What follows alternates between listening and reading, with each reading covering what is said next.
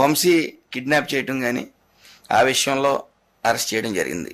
ఆయన మహాత్ముడు కాదు, విజువల్స్ కూడా పెట్టడం జరిగింది. ఆ కిడ్నాప్ చేసిన శ్రీ సిటీలో విజువల్స్ కూడా పెట్టడం జరిగింది. క్లియర్గా ఎవిడెన్స్ చూపించాం. అలాగే మొన్న మాజీ మంత్రి జోగి రమేష్ కూడా క్లియర్గా భూములు అతని పేరు మీద రాసుకోవటం డాక్యుమెంట్స్తో సైతం చూపించడం జరిగింది. ఇలాగ ఆయన జైలు యాత్ర చేస్తున్నాడు, ఖైదీల్లో భరోసా ఇచ్చాడు, తప్పు చేసినా నేను ఉన్నాను. దాంతో ఖైదీల్లో ఒక మంచి ఊపు వచ్చింది. ఖైదీలో ఒక ఫ్యామిలీస్లో కూడా ఒక మంచి భరోసా ఇచ్చాడు ఆయన. కాబట్టి ఆయనకు మంచి ఊపు ఉంది. అలాగే రోజు రోజుకి లండన్ మందులు వికటిస్తున్నాయేమో అని అనిపిస్తుంది నాకు. అతనికి అర్థం అవ్వదు.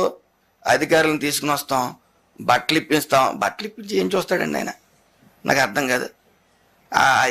అలాగే మగోళ్ళని అందంగా ఉన్నారు, వాళ్ళకి ఈసుకెళ్ళింది. ఈ మగ పిచ్చి ఏంటి, ఈ బట్టలు ఇప్పించి చూడటం ఏంటి, అసలు ఈ అవగాహన, ఏం మాట్లాడుతున్నాడు ఆయన, ఏం చేస్తున్నాడు అనేది పాపం ఒక అవగాహన లేదు ఆయనకి.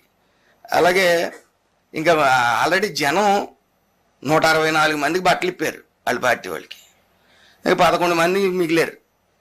నాకు తెలిసి ఎవరు ఇప్పక్కర్లేదు, వాళ్ళు ఇప్పుకునేలా ఉన్నారా. మొన్న ఈ మధ్యకాలంలో కూడా ఆయన అనంతబాబు ఆల్రెడీ చూపించాడు ప్రజలకు ఇప్పి. ఇంక వీళ్ళు ఇప్పి చూపించడానికి ఉన్నారు. మరి నేరాల ఘోరాల కింద ఉన్నాయి ఇవన్నీ కూడా. ఈయన మానసిక స్థితి లండన్ మందులు వికటించేయేమో అని అనుకుంటున్నాను.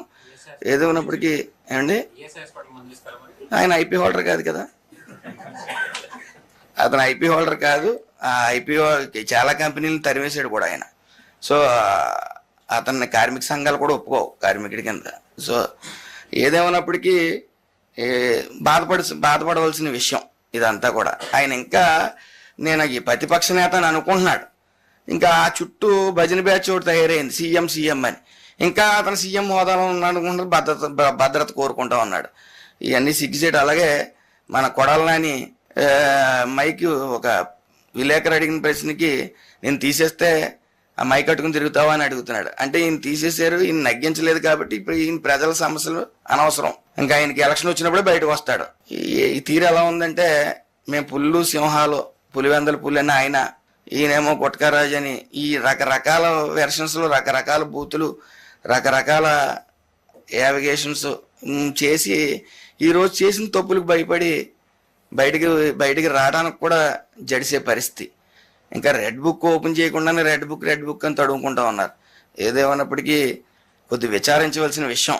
ఎందుకంటే ఈ సప్త సముద్రాలు దాటినా సరే మేము తీసుకుని వస్తాం, నిలబెడతాం అని అంటంలో తప్పలేదు. కానీ బట్టలు ఇప్పించి చూస్తాం అంటాం మాత్రం అది చాలా విచారించదగ్గ విషయం. ఏదేమన్నప్పటికీ ఆయనకి మంచి వైద్యం భారతి గారు అందించాలని మనస్ఫూర్తిగా కోరుకుంటూ, మరి ఇలాంటి అంటే మొన్నటి వరకు ఒక రకం, ఇప్పుడు మగవాళ్ళ మీదకి వెళ్ళింది ఆయన దృష్టి.